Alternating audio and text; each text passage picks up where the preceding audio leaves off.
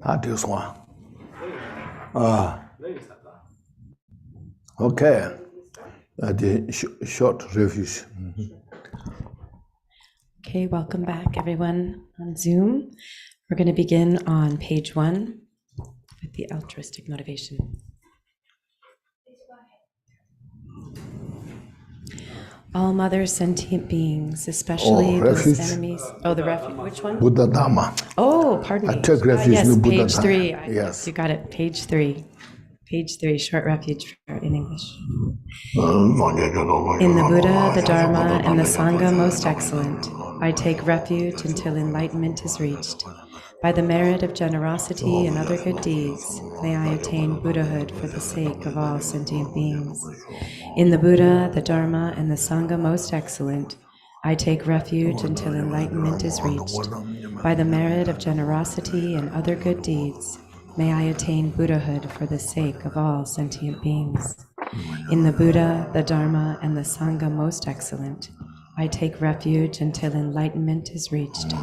By the merit of generosity and other good deeds, may I attain Buddhahood for the sake of all sentient beings. And all mother sentient beings. Our Okay, page 4. May all mother sentient beings, boundless as the sky, have happiness and the causes of happiness. May they be liberated from suffering and the causes of suffering. May they never be separated from the happiness that is free from sorrow. May they rest in equanimity, free from attachment and aversion. May all mother sentient beings, boundless as the sky, have happiness and the causes of happiness. May they be liberated from suffering and the causes of suffering. May they never be separated from the happiness that is free from sorrow. May they rest in equanimity, free from attachment and aversion. May all mother sentient beings, boundless as the sky, have happiness and the causes of happiness. May they be liberated from suffering and the causes of suffering. May they never be separated from the happiness that is free from sorrow. May they rest in equanimity, free from attachment and aversion.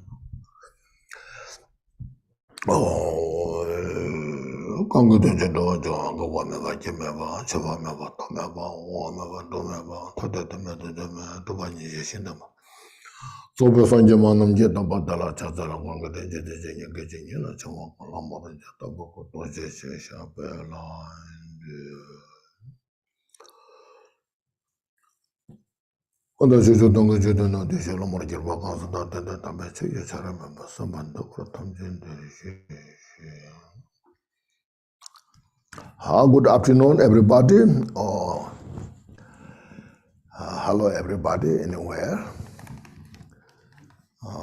Now today here, now our second session on Sunday about we are reflecting on the Four Dharmas of Gampopa, which you can see, which contains vast meaning and very profound as well. And this all is Buddha's teaching is taught for every sentient beings, and to taught in sentient being in a way to liberate ourselves from all the types of suffering. As we are aware, everybody keeps busy in the world. Even they sacrifice their life to free from the suffering. But you see in the samsara, in the world, there's no any one who is totally free from the suffering, no matter what they do, through the business, through the technology, through the science, and through the politics, business, all in the samsara, all the different types of things you involve, they never have been free from entire suffering. So here we are now studying, practicing what Buddha taught is to free entire to free from all the entire suffering, to achieve the full perfection of peace and happiness. See, so this is not just physical finding out from outside, rather through the inside, internalize our mind, working with the mind. Then when the mind is confused, it's the cycle of the suffering, a vicious cycle of the suffering. The suffering comes relentlessly and without choice, as long as when the mind is under the control of the confusion. When there's a wisdom, if we could reflect, and through that, there's critical insight, the wisdom, then we get the chance, see, what are the root cause of the suffering, and eliminate, purify all those root cause of the suffering. And then we get chance to cross the border of the samsara, the cause of suffering and condition of the suffering. And so we find the demarcation between samsara and the nirvana. So these teachings are so precious. So first is when we say, if you maybe believe, study, practice Buddha's teaching, but if one totally is engaged in this life, for this life, we are still in the confusion. And so Dharma is not become the Dharma. No, mind is following, not Dharma. Even we follow the mind in the Dharma for next life. No? But if we're attached to the samsaric activities, samsaric achievements for next life, still the samsara. So even the Dharma follows, the mind follows the Dharma, but the Dharma is not become a path. And then you see these individuals and all sentient beings. Here we are reflecting on all the sentient beings. If individual is only involved, even though one may be follow the mind in the Dharma, and cross the samsara, but we are partially enlightened, not fully enlightened. So the confusion is not dispelled from the part. So to dispel that obstacle, impediment, then here's a study, practice of loving kindness, compassion to all the sentient beings. Reflect on this and then cultivate bodhicitta to attain the Buddhahood for the benefit of all sentient beings. So this becomes the Dharma follow to the path. Also not only follow the Dharma into the path, but also dispels the confusion. Now to cultivate bodhicitta, now there's a method how to cultivate bodhicitta. You see, that's the four conditions. We need to understand those four conditions to cultivate bodhicitta. The first is called the causal condition. We need a basic fundamental cause to achieve Buddhahood is the Buddha nature, which I explained everybody is endowed that Buddha nature, So that's the called the causal condition. Then next is called the fundamental condition. We need such a great teacher, root lama or root teacher, root guru, who has all the great qualities to perform the Bodhisattva's vows, ceremony, all this. That's the called fundamental condition. Through that teacher who has all the necessary qualities, then will explain, not just only perform the ceremony, but explains all the how to cultivate bodhicitta, go through step by step, and explaining precisely, say first, first to cultivate bodhicitta, what are the costs we need? So it's not just perform and you receive. It's the students' responsibilities, the teachers' responsibilities.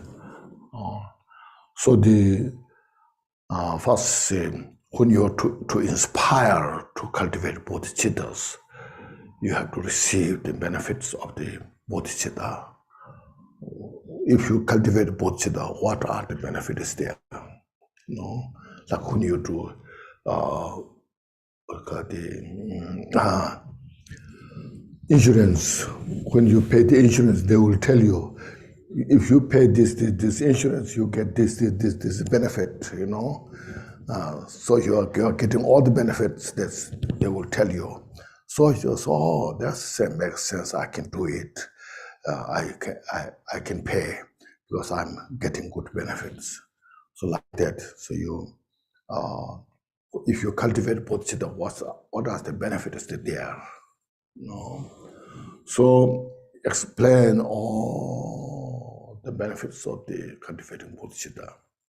Bodhicitta will help you to purify all the mental obscurations. Bodhicitta will help you to increase all the excellent qualities. And then the bodhicitta will help you to attain Buddhahoods. After perfection of the bodhicitta, then how much Buddhas can benefit sentient beings. So first look at the benefits of all the bodhicittas, then we are inspired, okay. It's not just something like a ceremony, it's something like cultural things, Rather, we're creating the cause, to get all the benefits. So by inspiration of the benefits of the bodhicitta, one is inspired to cultivate bodhicitta. Then second thing, you see, what's Buddha? What's the Buddha's qualities about? How Buddha benefits sentient beings. Look at all the Buddha's activities. So how Buddha became to be Buddha, became Buddha. So Buddha became Buddha because of the perfection of the bodhicitta. Without bodhicitta, there's no Buddha in the history, in the past, present, and future. All Buddhas became Buddha because of the bodhicitta. So to become Buddha, you need bodhicitta to see that Buddha, excellent qualities, activities, effortless activities. You look at this, then it inspires you, cultivate bodhicitta. Then look at this suffering of the sentient beings.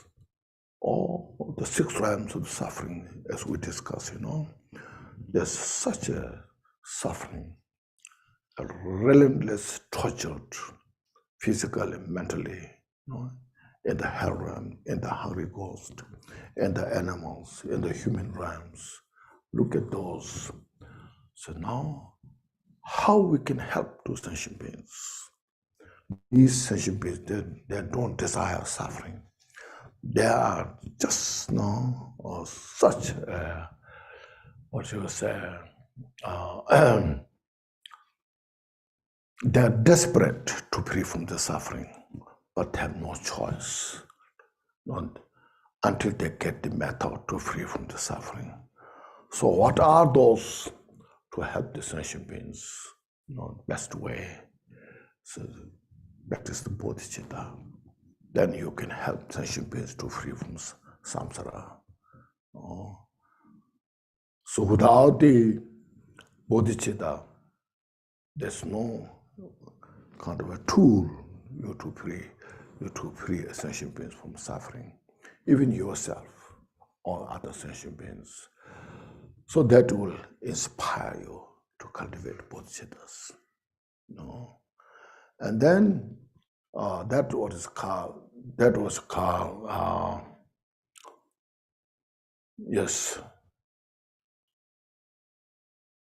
the course how to cultivate bodhicitta, And then the spiritual master who has such a great skill, natural compassion, wisdom, all these things there. And then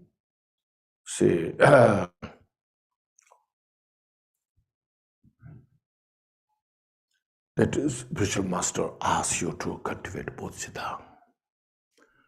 Because the spiritual master is such a great, having a great kindness, skills, all this.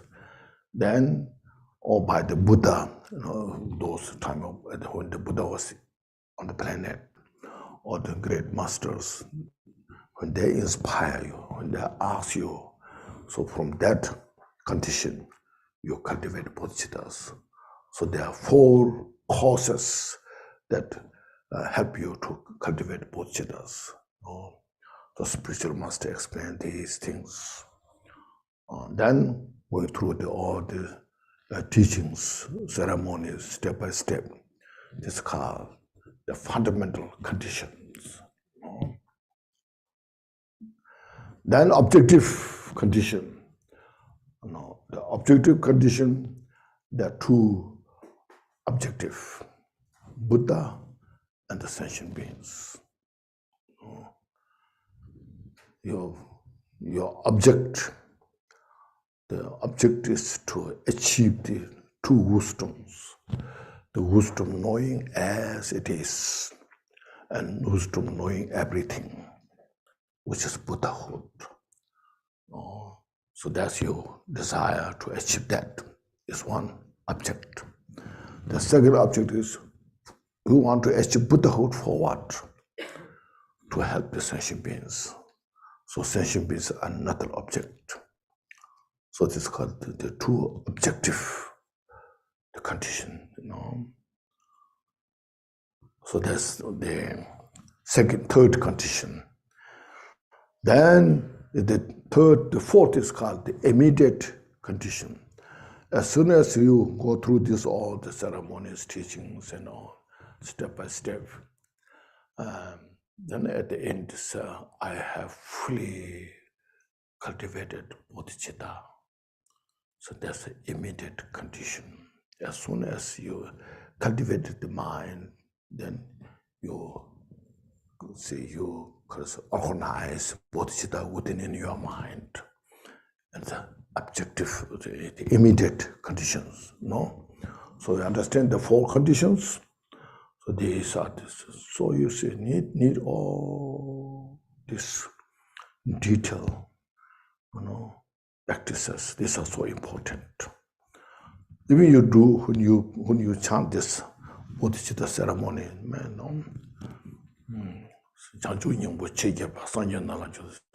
until I attain the heart of enlightenment, I take refuge in the Buddha.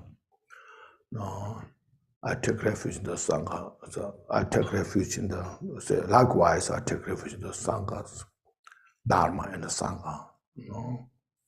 Then, as the previous Buddhas, they have cultivated aspiration bodhicitta. Likewise, they followed the path. So today, in front of all the Buddhas, for the benefit of all sentient beings, I cultivate bodhicitta, and likewise I will train myself in the practices. So this cultivation of bodhicitta, when you say those prayers in front of all the Buddhas, and you make these, since I have the basic condition, the Buddha nature on the base to reveal that, to see that, then the Buddha in front of me is the fundamental condition that I cultivate bodhicitta with this step by step, So these, first of all, we have those things. Then action bodhicitta, as I mentioned, action bodhicitta means once you cultivated bodhicitta, you are not Buddha yet. Now what should I do? I like to achieve Buddhahood. I have cultivated bodhicitta. Now still I'm in the, all full of mental afflictions.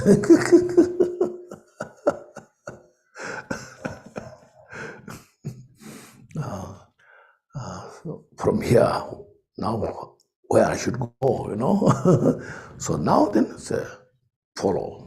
First if I say the 3 trainings, in which there are 6 parameters within that. But if I say just 3 trainings. Yesterday I reflected on this briefly. The Shila, the morality, Sutim in Tibetan,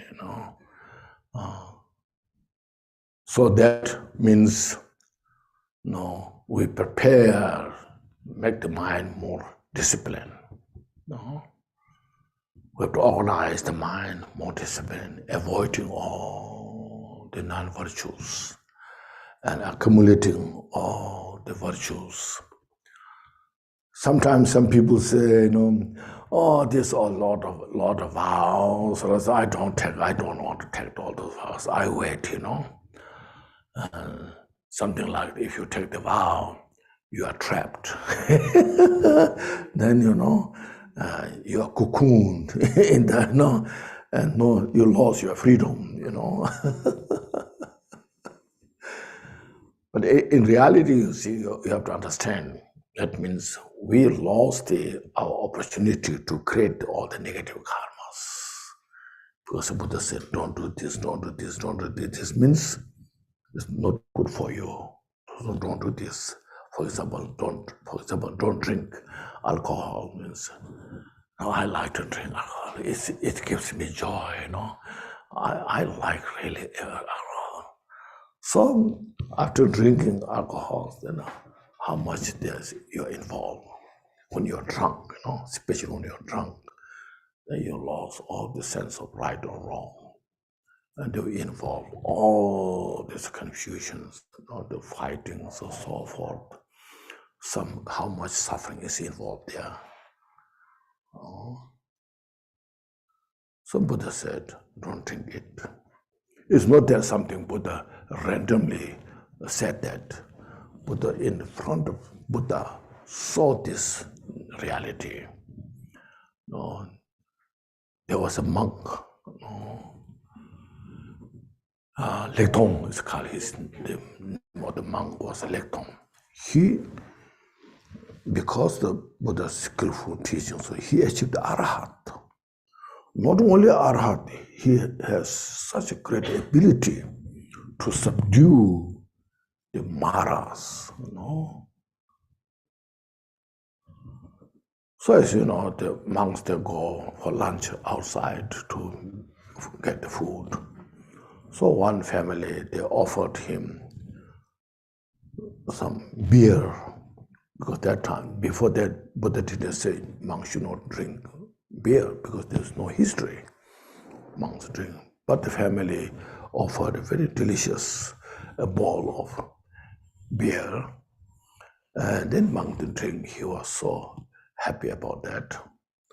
And then got lunch, so he ate the lunch and drank the beer, and then he walked on the street. And then he drunk, totally drunk, fall down on the ground, on the roadside. His Dharma of scattered here, there. The begging bowl is scattered there.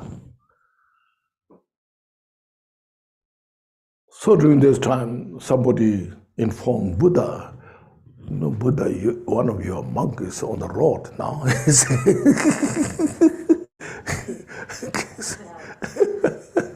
He's out of everything, So Buddha immediately informed the monks around there, let's walk, go there.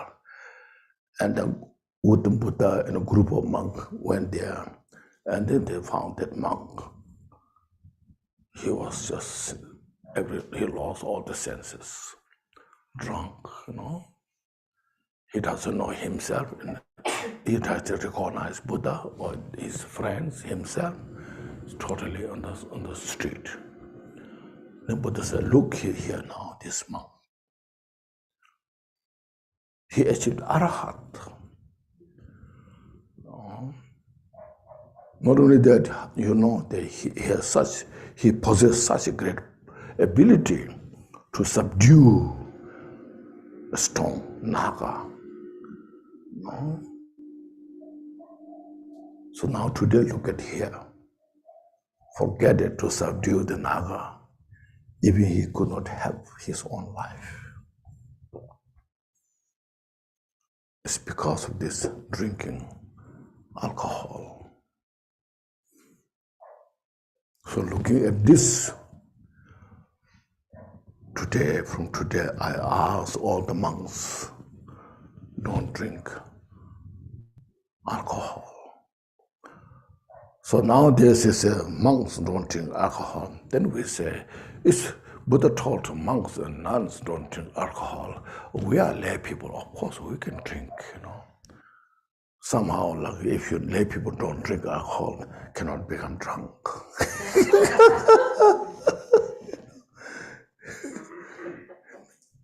Then lay people become drunk, worse,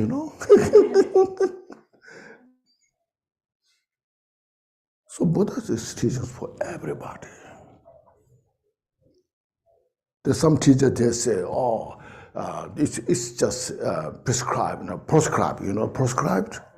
What, proscribed? What's that mean? Proscribed, not prescription. Proscribed, prescription. What does that mean? Huh? Not recommend. Prescription, not prescription. Proscription. Proscription. There are two, prescription and proscription. What proscribe? Don't do that. You see, you have to know that word if you want to study Kongchog. Doctor prescribed means doctor ask, don't take these things. No. So people, even in Buddhism say, this is prescribed for the monks, or ordained, we say ordained are prescribed for lay people. No, it's not prescribed. But it's significant just to that, looking at that monk conditions. Then, but I don't want to kind of provoke all the people in the world, So my followers don't do this. This means not just only his followers, everybody. So Buddha prescribed consumption of the alcohol. You see, was that kind of side effect, this experience. And then we create, not only suffer that time, but we also create a lot of cause of suffering there. fighting, struggling, sometimes killing, all these things, there comes, So you look at this, so you look at, you appreciate Buddha's wisdom.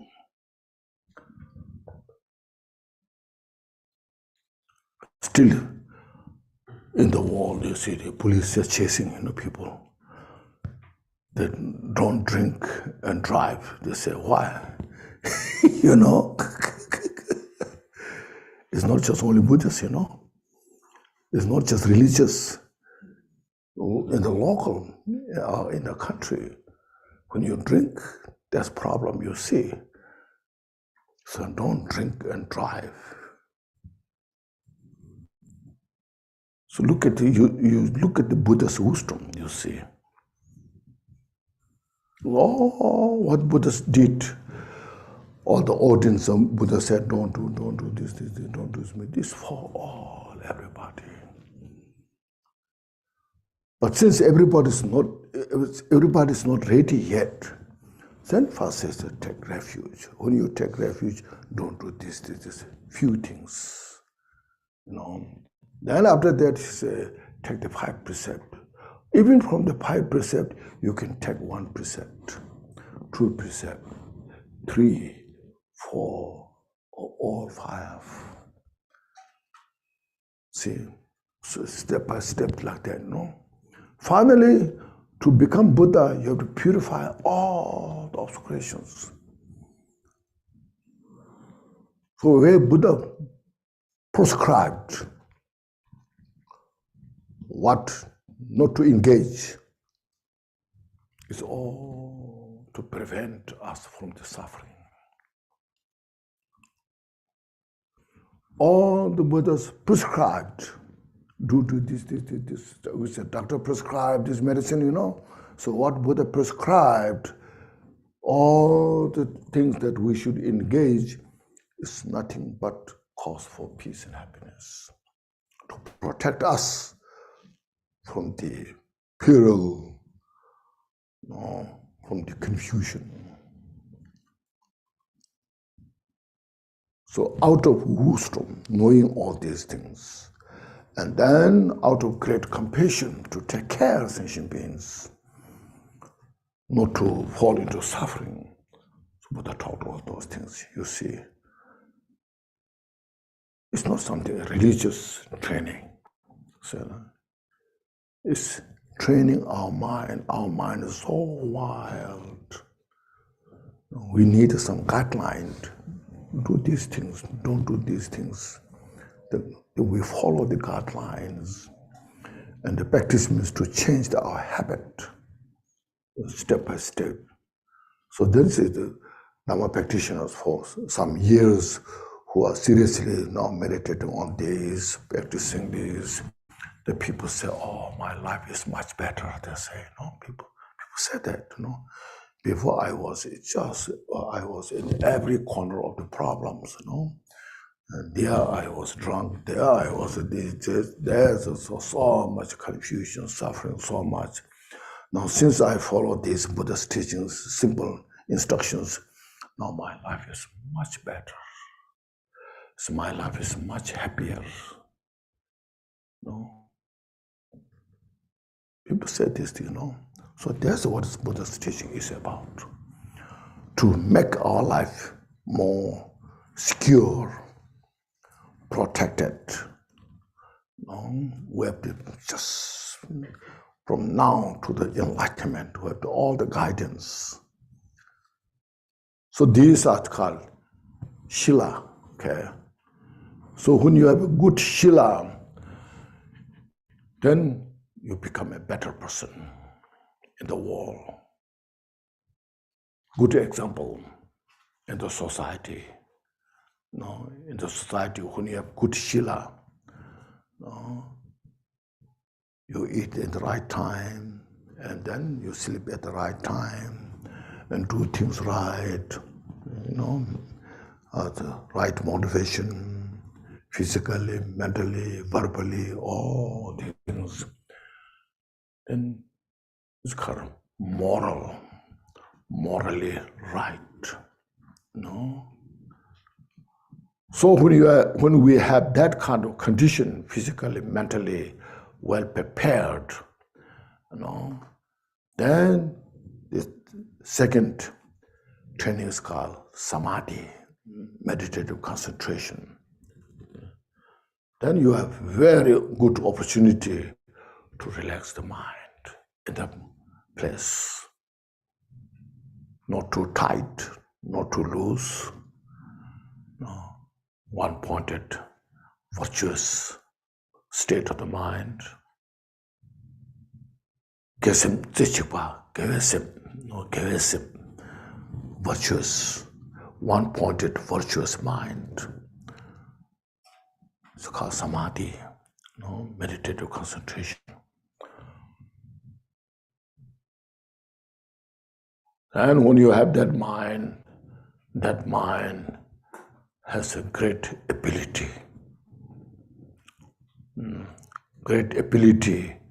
to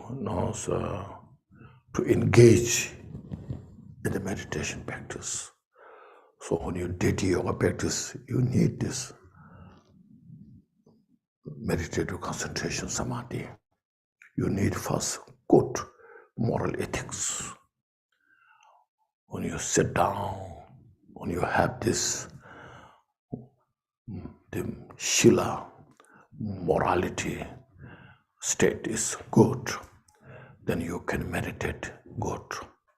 Visualizing deities, you need very good shamatha, one-pointed mind need. Scattered mind, you cannot visualize. You see, you visualize this, your mind goes there, and you lost the visualization. Chanting mantra, mind goes everywhere, then there's not so much effect. You can't visualize, So, need for both Vajrayana, as Tantra, and this Sutra, whatever, So that,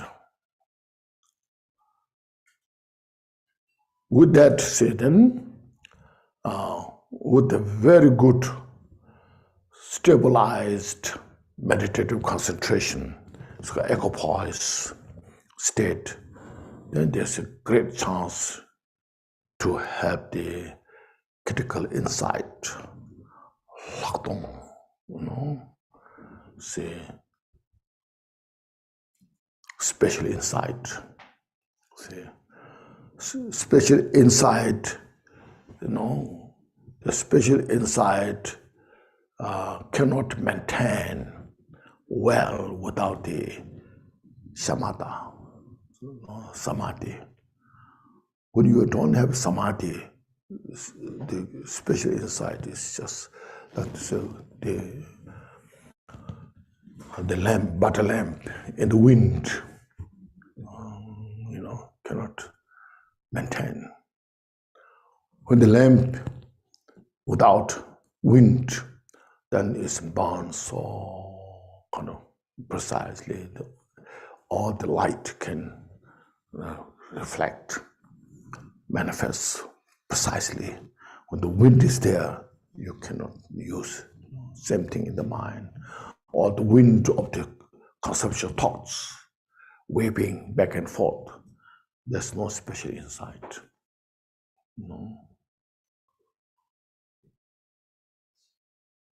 So they all have to work together. These three trainings, so important. If you may have some realization of emptiness, but you cannot transcend the non-virtue. You cannot ignore the non-virtues. I'm sure you have received so much Dzogchen instructions. I'm sure you have received a lot of Mahamudra instructions. And you have received those teachings during those times. These are in the Mahamudra, in the Dzogchen, these thoughts are just, a manifestation. In that view, there's no virtue, no non-virtue, nothing, So then this is okay, Looks like so good, looks like now it looks like it's a freedom, So don't worry about the virtue, non-virtue. You just play. It's all play of the mind, But what we have in our daily lives, habitual tendencies, just manifests the samsara. Not so much enlightened mind, And we create negative karma. When we create negative karma, that negative karma cannot ignore by the high view. The highest view cannot transcend the non-virtue.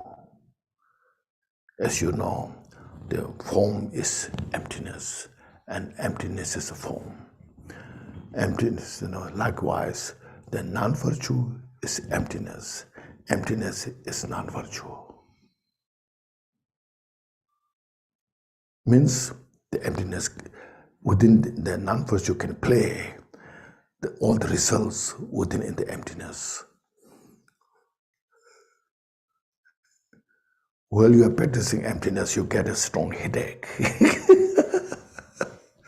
You ache your stomach.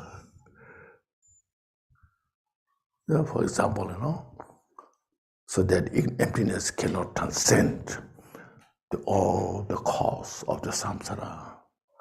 But why we're practicing emptiness is the way to purify all our non-virtue, especially all the manifestation of the mind, negative thoughts, has no power to play. So emptiness is path we take. That's why I say first bhumi, when you achieve the first bhumi, you directly realize emptiness, but you are not become Buddha. So from first bhumi to the 10th bhumi, we have to practice. To practice this, you see, step by step, we have to get used to the emptiness. And then all the negative emotions has no power. You have to understand that. It's not that emptiness just transcends the non-virtue or negative thoughts. So that's these three training are so important. So the training of the Shila, proper moral foundation. On the foundation of this pure morality, then you have this samadhi, equipoise mind. And the mind is well established in that equipoise. Then the special insight give rise without separation. That's why the Bodhisattva Avatar mentioned, Shine Rabdon Tempa, Hatong Kis. Shine Rabdon Tempa, well established the shamatha on the basis of that Lakdong special insight, synchronizing these my abiding Shine and the special insight, synchronizing by this, then you can directly take care of the non-virtue, the negative thoughts, nyumo, kleshas. You see, klesha is no place there.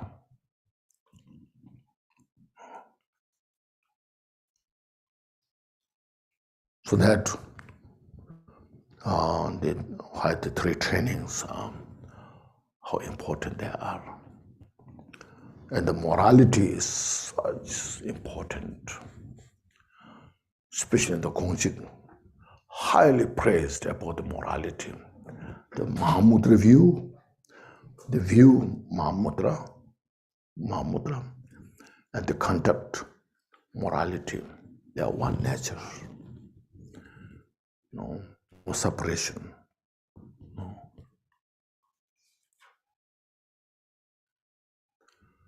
some other teachers, they look down morality, especially this Vinaya morality, such a Hinayana, They say it was Hinayana, they look down.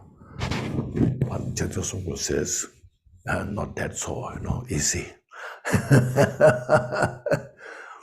More your morality is pure, greater you are in the practice. Like in the Gampopa's life, as yesterday mentioned, he became so powerful teacher because he combined all in the three vows, vows of Vinaya, Bodhisattva, and Vajrayana, without contradiction.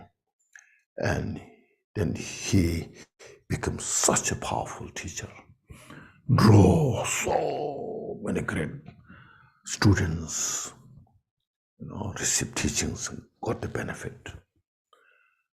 And one day you see, when Gampopa was leaving from Milarepa, Milarepa said, now you can go to Central Tibet for meditate for extent of time. Don't scatter here, there, don't wander here, there, meditate in the right place. So then Gampopa, Milarepa, they took Gampopa for distance, giving advice, do this. And then Gampopa left. Milarepa returned to his own cave. Next day, Milarepa gathered his disciple around there. He said, last night I had such great dream. He said, from my place, a big vulture flew and landed on a big mountain, he said. Then on that mountain, when the vulture is landed, so many yellow geese, geese, so many yellow geese gather to that vulture. After some time, then the geese, they flew in the sky, each surrounded by hundreds of other geese. After some time, the whole space is full of geese, yellow geese. So I'm a yogin, serve the Buddha's teaching. Then Gampopa will benefit so many sentient beings, he said. Miller was using cotton cloth, not yellow robes. So this is also an example you can practice like Milarepa. Sometimes you may think we are not monk or nuns, so why we should practice like this, So you say, look at the Milarepa, Marba, So why not you can achieve like them, So anyway, how Gampopa gathered, because he was perfected these three training. That's why he could serve the Buddha's teaching so much. And all his disciples and then next generations, those became so successful because the example of the Gampopa's life. So this bodhicitta now, when you practice bodhicitta, action bodhicitta, you need this three training.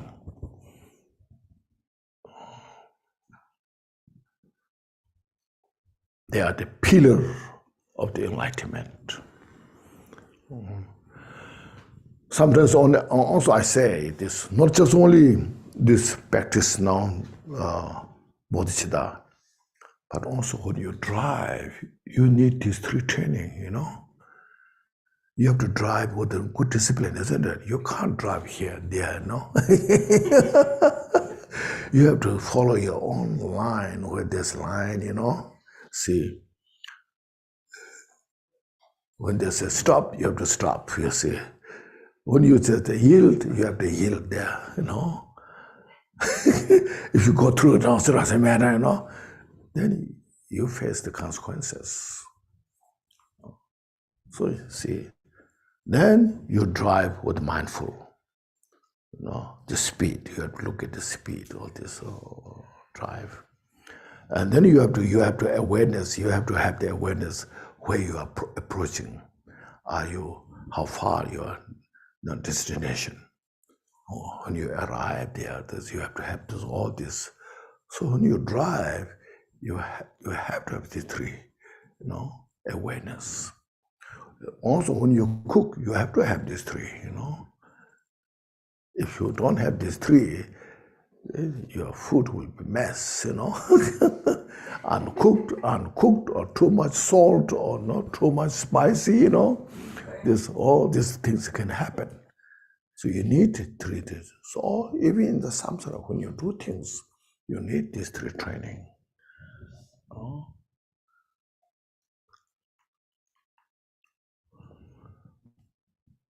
So then in this relate to the action bodhisattvas, the six parameters or 10 parameters,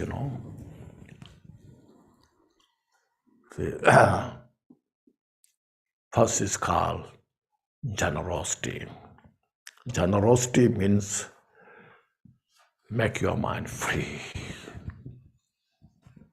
It's not that how much you give, but how free your mind is.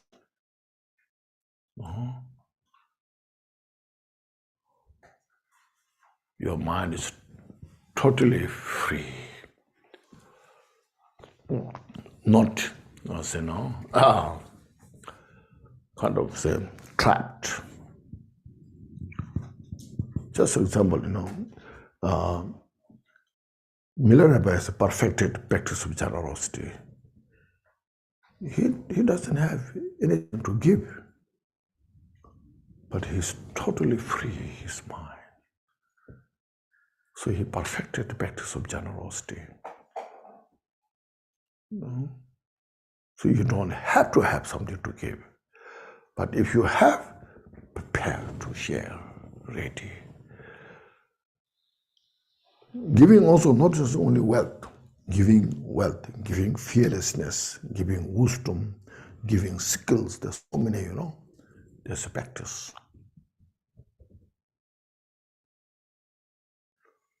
When you share, it's so pleasant. If you say, when you meet people there, you don't know those people, you don't have to give something. But if you smile, see, it makes a big difference.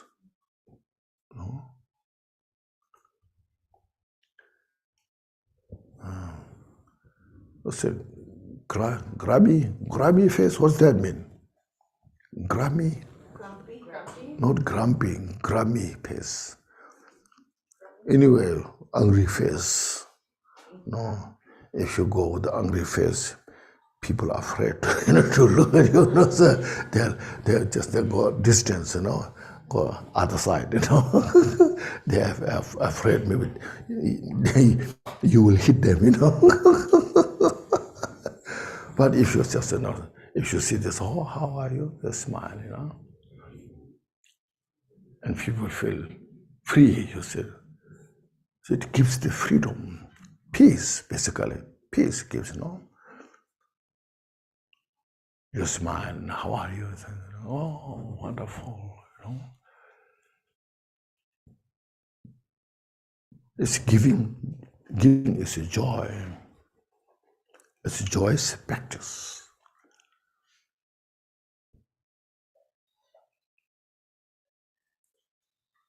Even you have some small things, if you say share this, you give out of love, out of openness.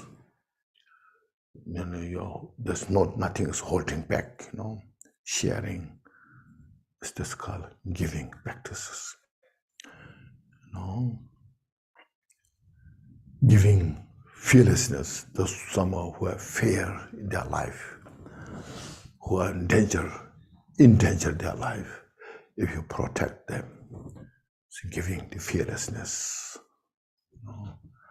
Like say a small insect fall into the water, now they're going to die.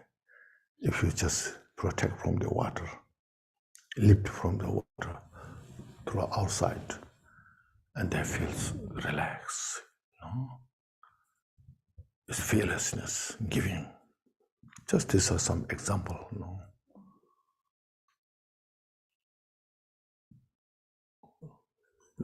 Look at the animals. Look at they're so a lot of fear they have. Like deer, you see, they go places, the grass, they eat the grass, and after eating each mouthful of grass, how much fear they have, you see. They look around. Even they drink just one mouth of water. They drink one mouth of water, immediately look around. Their fears, some predators are coming, taking their life. So there's this mission that life is precious. Our own. My life is precious for me. I protect my life by all means. And then even small insects, anybody, their life is precious. So under such a condition, if we take the life, there's how much suffering is there, how much we create the cause of suffering for ourselves. So for our own benefit, we don't take life others. We don't take life of their suffering, because of their suffering, because of my suffering. In Hinayana, so we don't create negative karma for our own benefit. For Mahayana, we don't create negative karma for others. So this is the difference, you see. But in both cases, we don't create negative karma. So Buddha prescribed not engage to these negativities for the cause of the suffering. Then in the Mahayana, there is a mission in the Mahayana and the Bodhisattvas. Then first, you see, in the Vinaya, Buddha said, don't do this, don't drink, don't kill life, don't steal, don't sexually miss others, social misconduct, don't tell lies, don't do this, Now in the Mahayana, by avoiding all this non-virtue, so then Buddha said, do, give, protect other lives, give, practice generosity. See, you are well equipped. First, we are so fragile, very fragile. Before we give other, first ourselves so kind of fragile. So Buddha said, don't do these things. So we protect ourselves. So more we're equipped, these ourselves, then on the basis of that, you do things for others. Be service for others. Before we need other service to help us, then later you can service for others' benefit. See, this is how Buddha designed skillfully all in the society. So Buddha's teaching is for the society. So then individual, they can go to retreat, practice like Milarepa did. We can go on the retreat, even the 3 days, a week, a month, can go there to retreat to get benefit ourselves.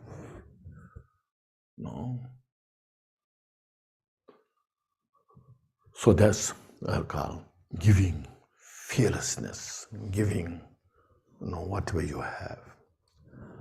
So then giving Dharma teachings means share the Dharma wisdom to others, skills, whatever you can. It's the best gift, especially showing the path towards enlightenment.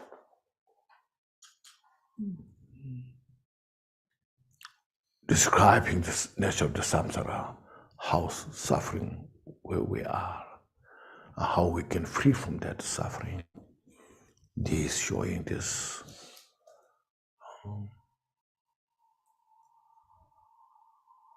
Now here in the world now, see everywhere now, not only in the West, even everywhere, you have to advertise. No, this is teaching. This teacher is coming. No, they will teach. No. Before, in the past, not so much. The students go to the teacher, request teachings, and then the teacher say, "No, I don't have much time." So they say, "Oh, maybe I haven't learned so much." Then you insist, "Please give teaching. Please give your teachings." But it's like say, the Khenchen Rinpoche is like that. He never advertised the teachings. The first time I met him was in 1972. He was in Bodh Gaya. He stayed in his small room. We went there, did prostration, I requested some teachings. And he said, "Oh, I cannot see clearly, You have to insist. Please, give teachings." Then finally, when he accepts, he can see well, he can explain so precisely,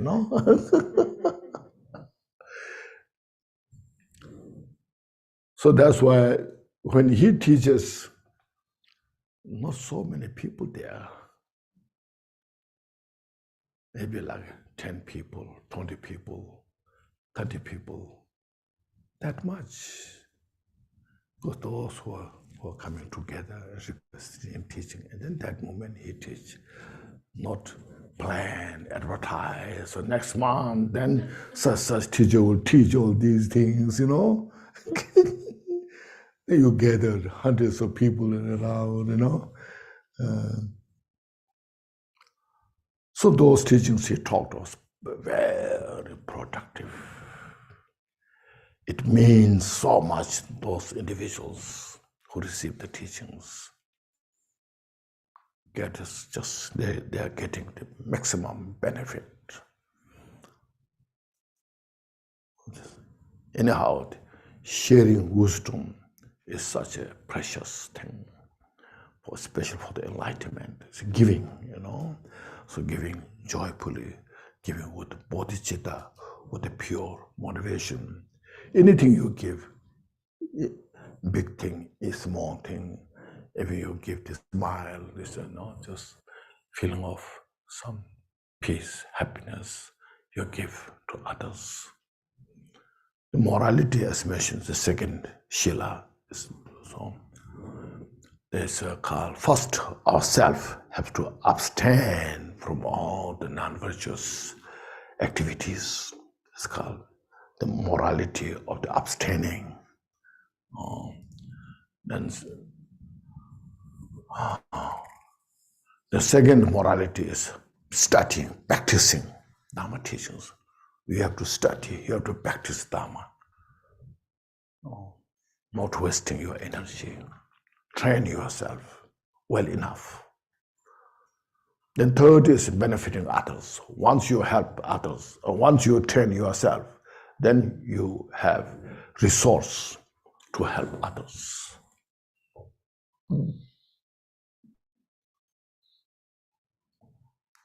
So it's called the three types of the morality. Patience is basically patience is forbearance, bear the consequences, forbearance. I think forbearance is more good instead of patience. Patience is like weak, Sometimes it has some negative. Patience is wasting your time. Please be patient.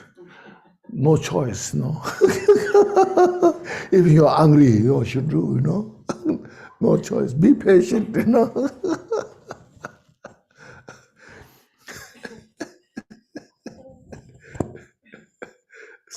So, we have to wait very patiently, and I was so angry, upset.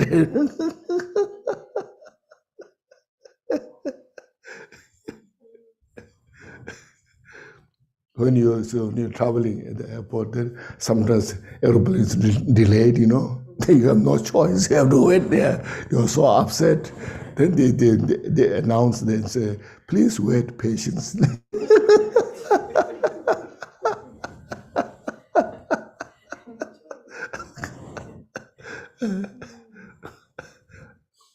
Forbearance, you just bear that difficult time in the mind. Has some positive, I think.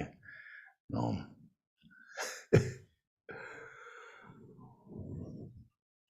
So that practice, patience, forbearance, the three types as well, you know. First, relating with the people. You meet different people.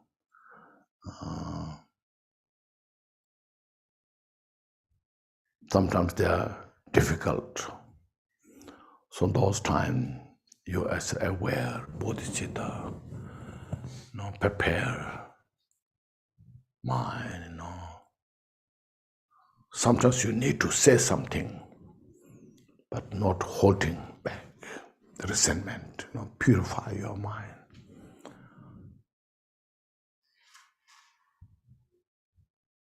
So then, you know, in the jewel ornament of liberation, there's one quotation, so good. Penda lento nurture by young lens. You helped others, benefited others. Response is negative. Still, you practice compassion to repair. Young lens. You repay with compassion.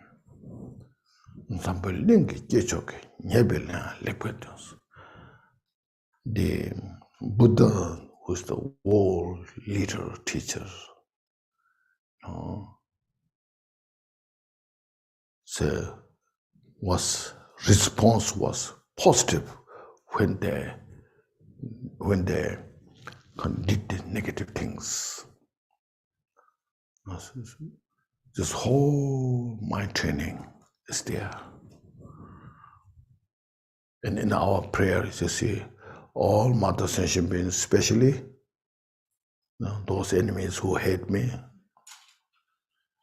who harms me, those who create obstacles to my path, just all the mind training is there. See, so Lord Chaitanya Sungwan said, no other teachers have that, prayers, and we have that. So precious. Just all the mind training is there. This is called the great cultivation of the mind of the Lord Chaitanya Sungwan.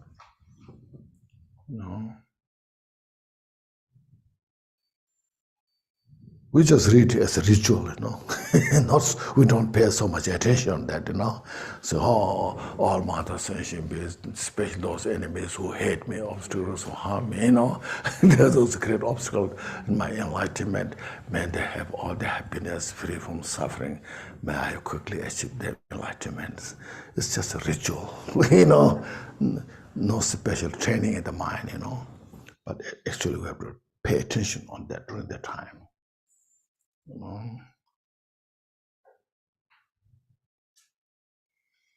And those gives you difficult, the enemies who hate you, that time you really pay attention. Those are there, they are suffering so much. They themselves, at that moment, they have suffering. And they are creating the cause of suffering. For this reason, my response is not negative, but positive.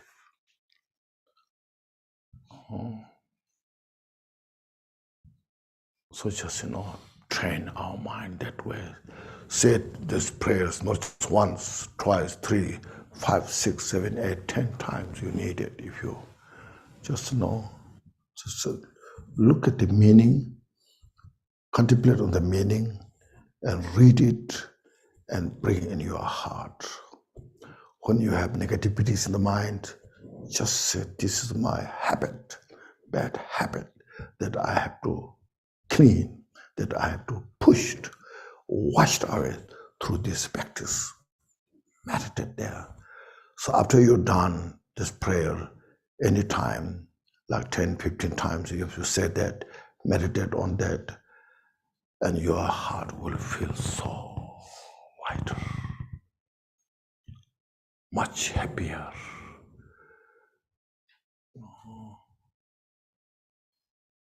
So that's the practice, you see. You know the 7 point of mind training. I'm sure you have read, you have received those teachings, the Tonglens, I have to practice Tonglen, bringing all the suffering into me, and then I'm depressed.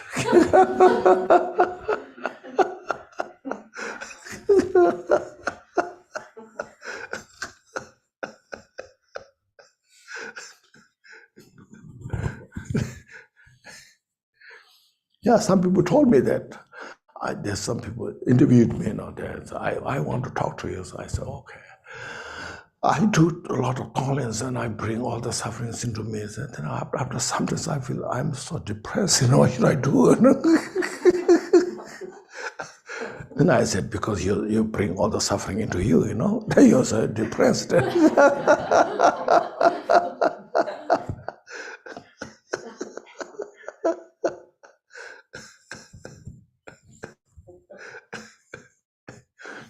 So they say, I like the practice, but I fear when I start the practicing, there's some aversion is there,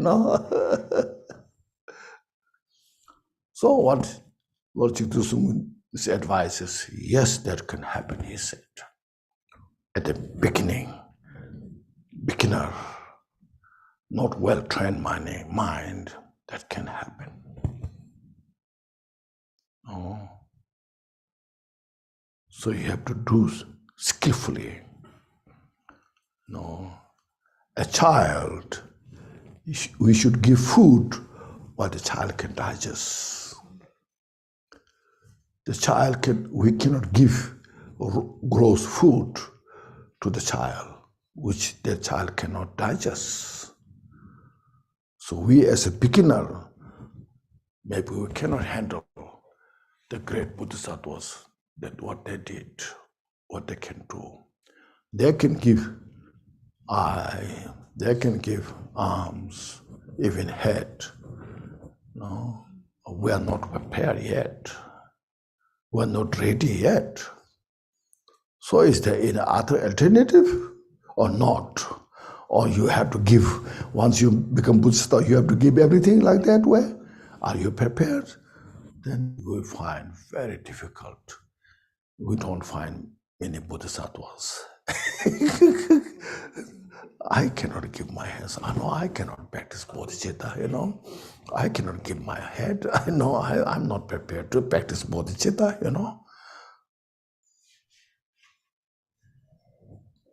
So at the beginner, Lord Gyaltshen said, first you are more cherished than others.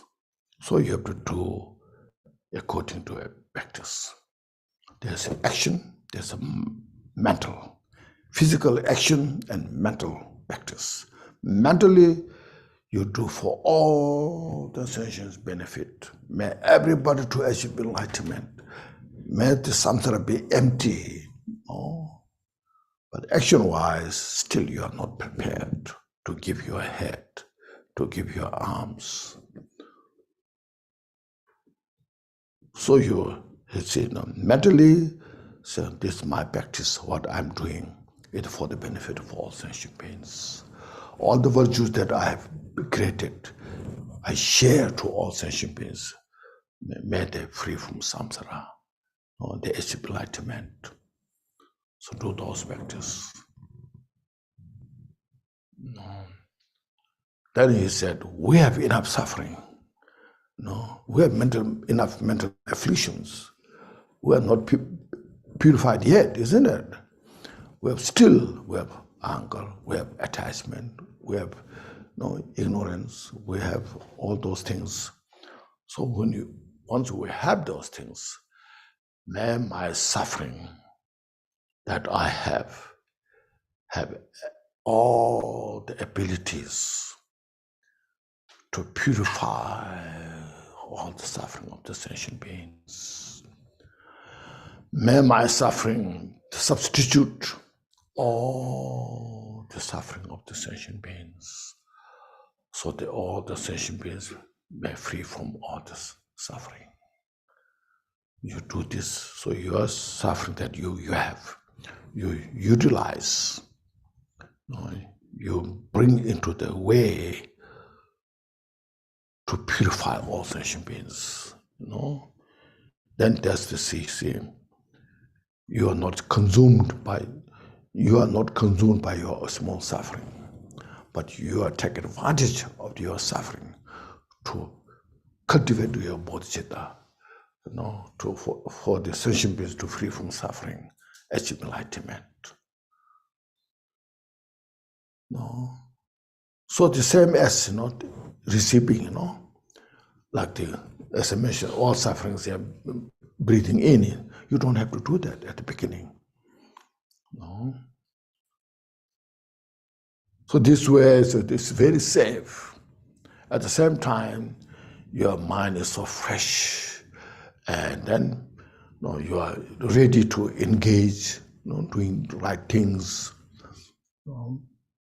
So these are the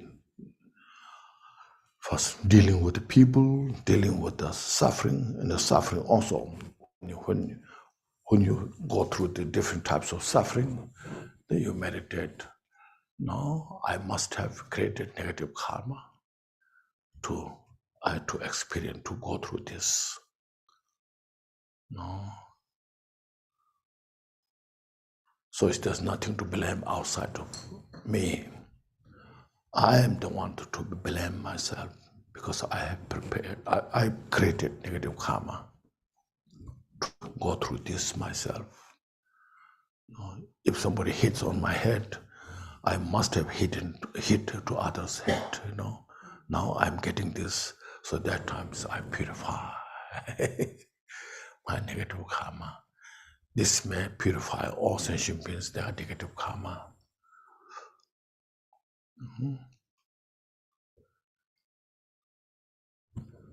So these are just dealing with them. People dealing with your suffering, physical suffering, mental suffering.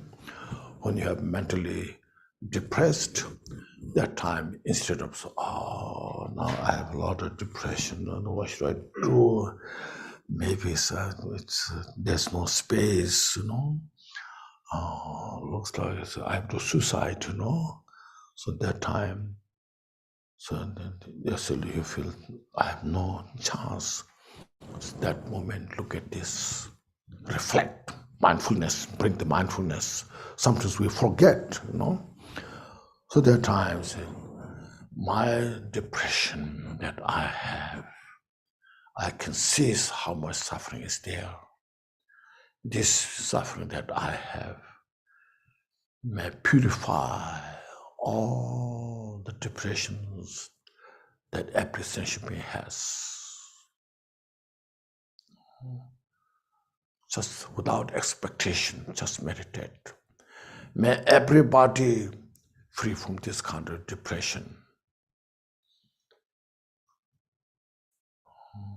I'll be happy if they are free from the suffering. That's meditate. And you got such a great opportunity to take advantage of your suffering.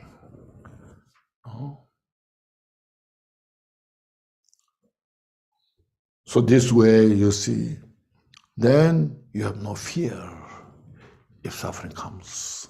because you are prepared how to take advantage of the suffering. And this repeat again, this is what means precious human life. I have this precious human life.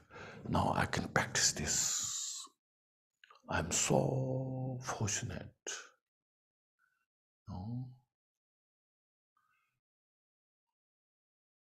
When we have anger in the mind, this my anger is instead of kind of reflecting to individual's person, reflect to the anger. The anger that I have may purify all the angers of the sentient beings.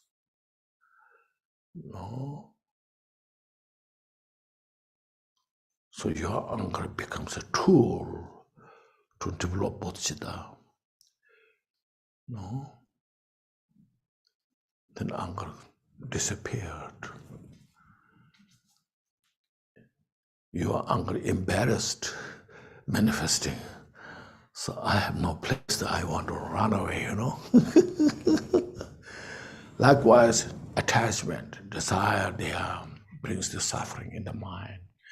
My desire, attachment that I have enough ability to purify all the attachment of the sentient beings. May everybody free from samsara achieve enlightenment. Meditate. See how beautiful the practice is.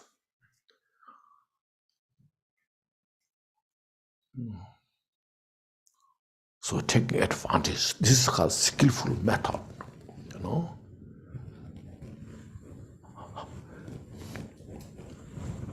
We need this by everybody, not only ordained people,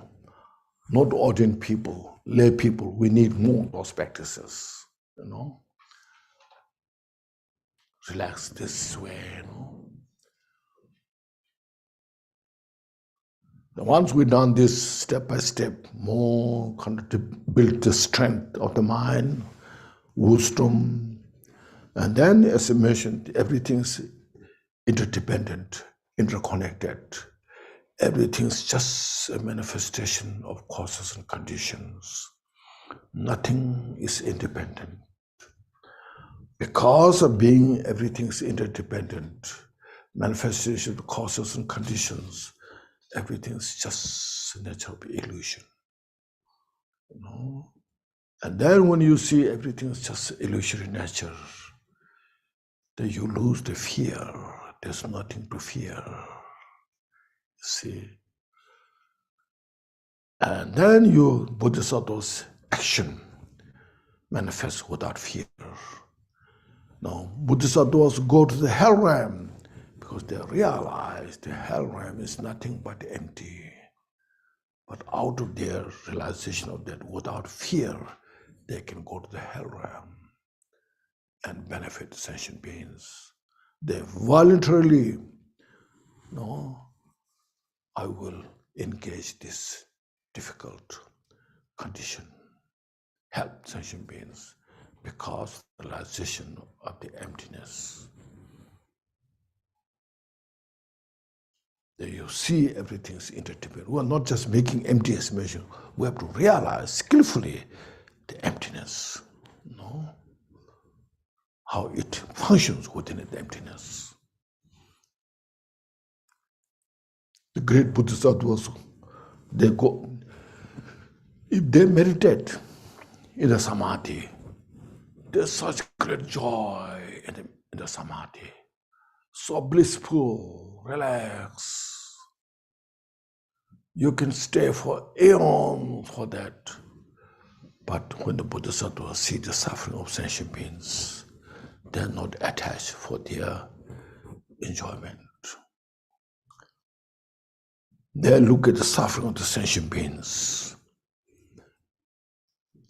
How they become bodhisattva? Because the sentient beings, they become bodhisattva. So they go to the hell realm.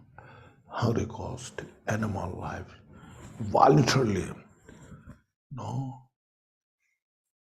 to benefit sentient beings. Without fear becomes the realization of the emptiness.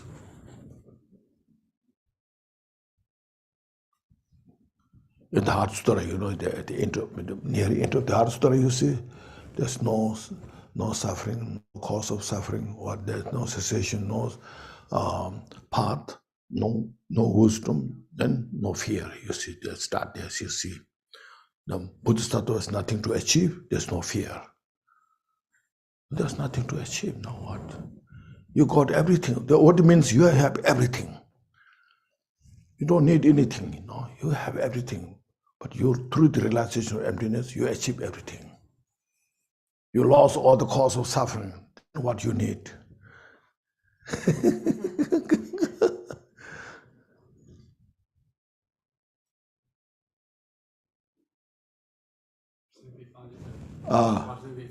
In bed, yeah. So, we have to make a break, short break. It's okay?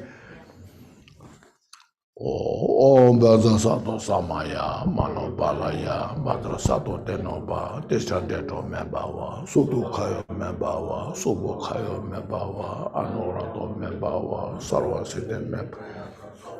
Sudame, Zedana, Shriya, Guru Hong, ha, Hong Baga, Sarwata Gada, Badra Mame Mundan, Barzimbawa, Ma Samaya Sato. Okay, please.